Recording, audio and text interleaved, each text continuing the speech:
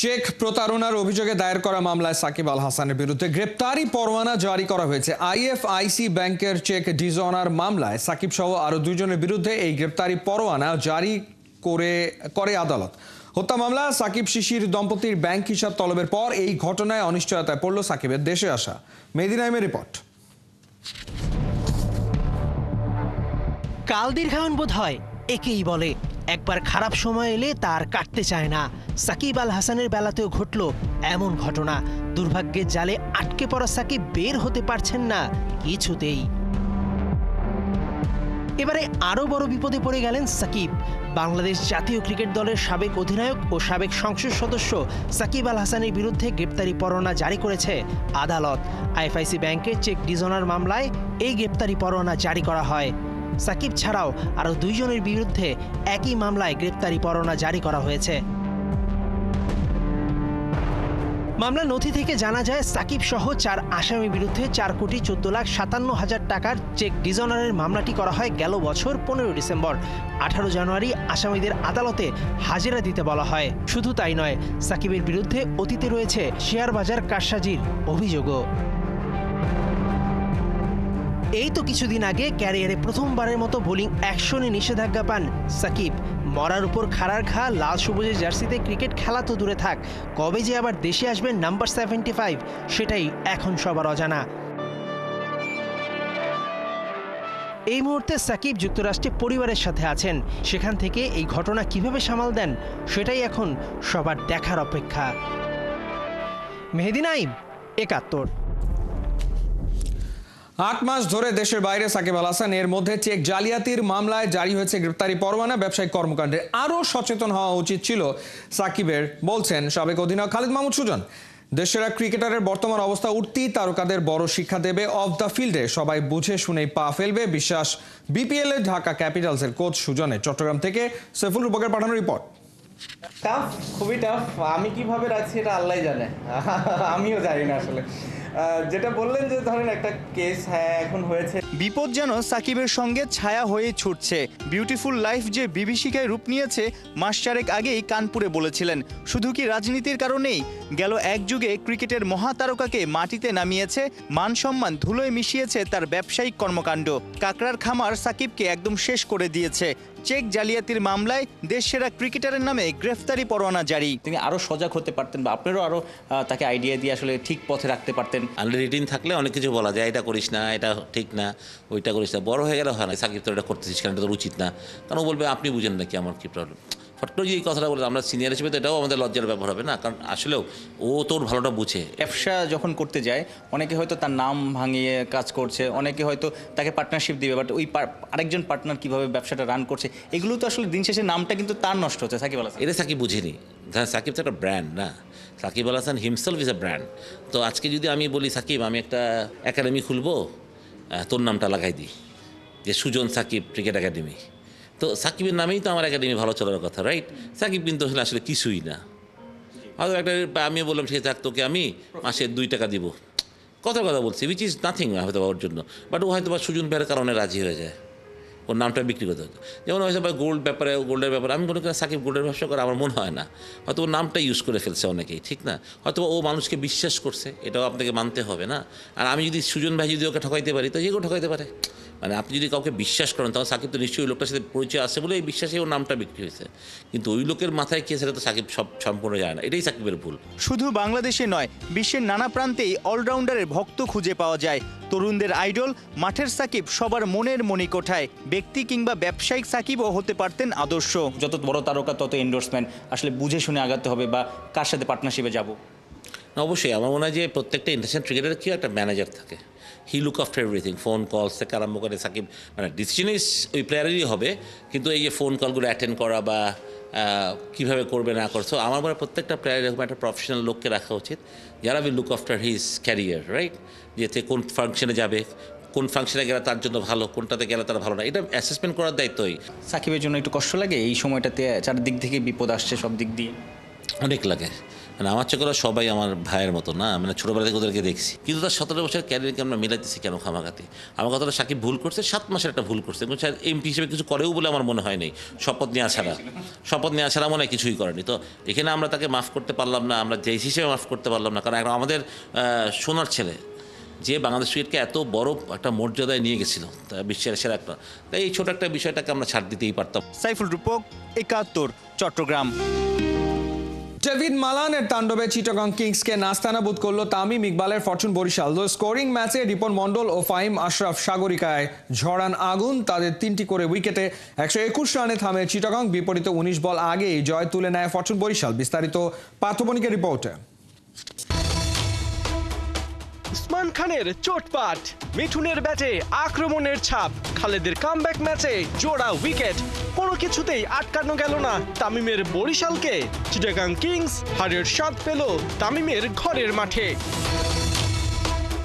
যদিও সাগরিকায় তামিমের সামনে ছিল মধুর সমস্যা, বিপিএল এ নিজ শহরকে দিতে হবে টেক্কা। চিটাগাং কিংসের বিপক্ষে এই লড়াইয়ে শুরুতেই লাকি ছিলেন তামিম। বরিশাল ক্যাপ্টেন টস জিতে বেছে নেন ফিল্ডিং। তবে টস হারলেও চিটাগাংকে ঝড়ো শুরু এনে দেন উসমান খান। পারভেজ ইমনকে অপর প্রান্তে রেখে 2 ওভারে জড়ো করেন 21 রান। তবে এরপরেই ছন্দপতন, অ্যাকশনে এসেই জোড়া উইকেট তুলে বরিশালকে ব্রেক থ্রু এনে দেন রিপন মন্ডল। তার দ্বিতীয় বলে উসমান খান আউট 19 রানে। চতুর্থ ওভারে ফাহিম আশরাফও তুলে নেন ব্যাক টু ব্যাক উইকেট। দ্বিতীয় ডেলিভারিতেই মাত্র 1 রানে পারভেজ ইমন চেকমেট। হায়দার আলীও আউট মোটে 1 রানে। শেষ পর্যন্ত আরাফাত সানির ধৈর্যশীল ব্যাটিংয়ে 100-র গন্ডি পার করে চিটাগং কিংস। 34 বলে আরাফাতের ব্যাটে 27 রানের অপরাজিত ইনিংস। চিটাগংয়ের টোটাল দাঁড়ায় 8 উইকেটে 121 রান। লক্ষ্য তাড়া করতে নেমে উইকেটের ঝাঁজ টের পায় বরিশাল। চতুর্থ ওভারে রান আউটের শিকার হয়ে ফেরেন তামিম ইকবাল। বরিশাল ক্যাপ্টেন 14 বলে 1 বাউন্ডারিতে করেন 8 রান। 2 বাউন্ডারি হাঁকিয়ে মাহমুদুল্লাহ ধরেন উল্টো রাস্তা। 11 বলে 16 রানে খালেদের বলে পড়েন কাটা। তবে ডেভিড মালানের ব্যাটিং দৃঢ়তায় আপসেটের মুখোমুখি হতে হয়নি বরিশালকে। দলের জয়ে অবদান রাখেন দারুণ 50 তুলে। শেষ পর্যন্ত মালানের 41 বলে অপরাজিত 56 আর মোহাম্মদ নবীর 21 বলে 26 রানে বরিশাল ম্যাচ জিতে নেয় 6 উইকেটে। পার্থবণিক, 71। We are proud partner of defending champion Fortune Borishal. Legends, local heroes, foreign stars, all are glittering, powering a connected Bangladesh. খেলোয়াড় হিসেবে রাজনীতিতে আসা সমর্থন করেন না মির্জা ফখরুল ইসলাম আলমগীর।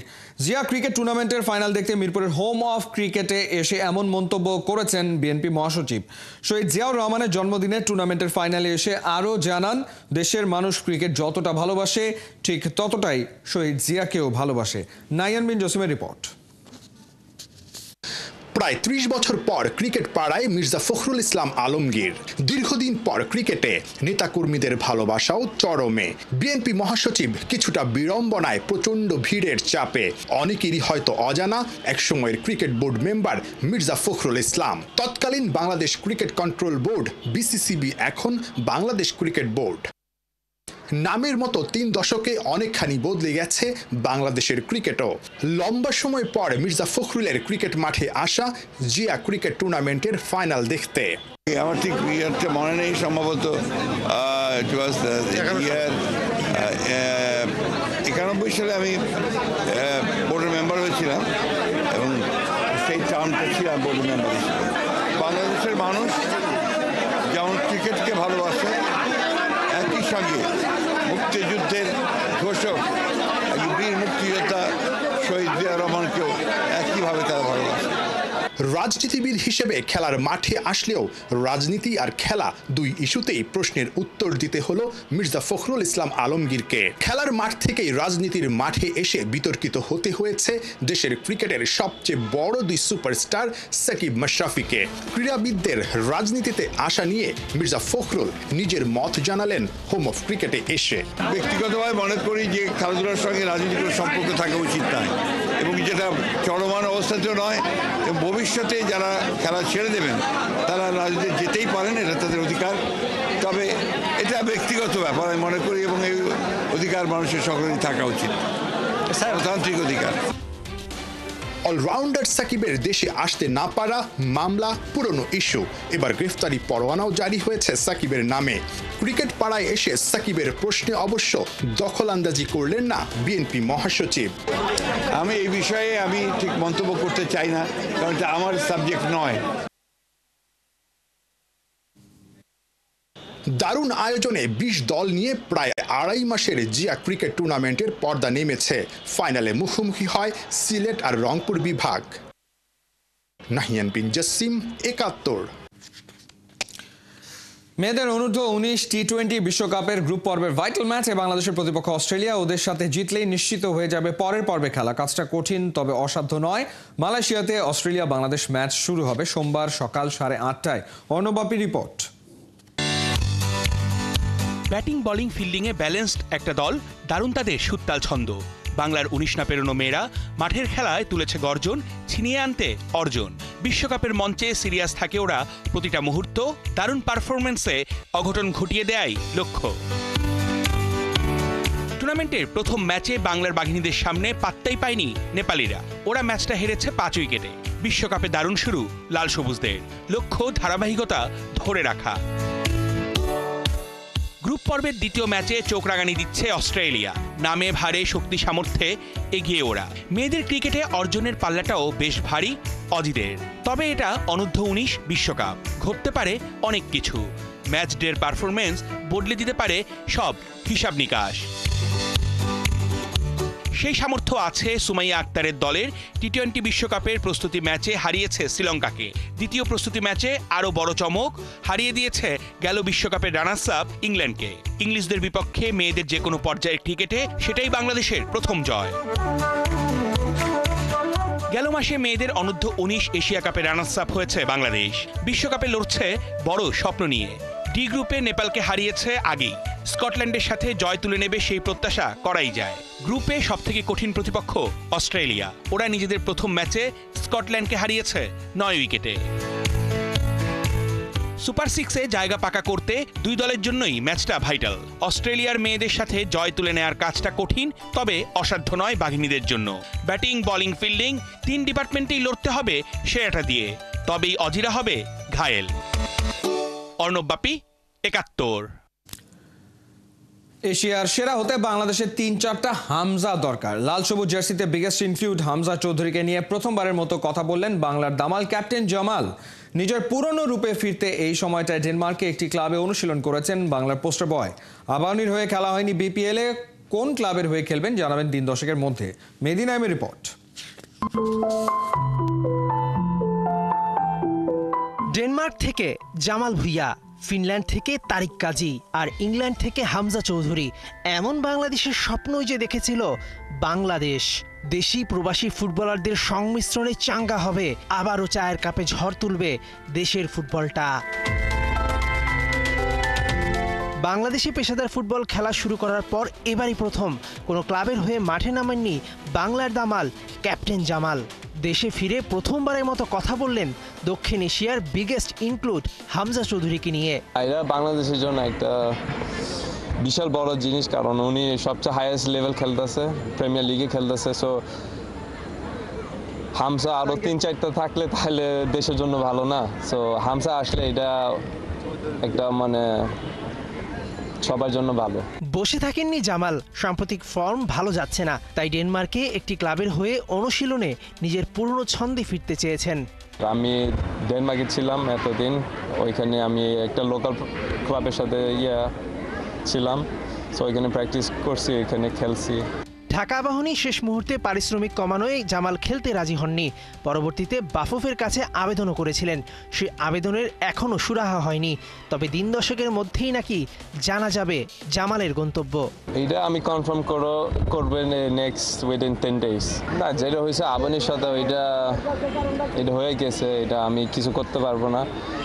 এটা আমার ডিসিশন না, ওটা ওর ডিসিশন নিছে। আর জামাল ভুঁইয়ার জন্য 6 নম্বর জার্সিটা তুলে রেখেছে ব্রাদার্স। আপাতত AFC A লাইসেন্স কোচিং কোর্সেই মনোযোগ বাংলার এই পোস্টার বয়ের। মেহেদী নাইম, ৭১।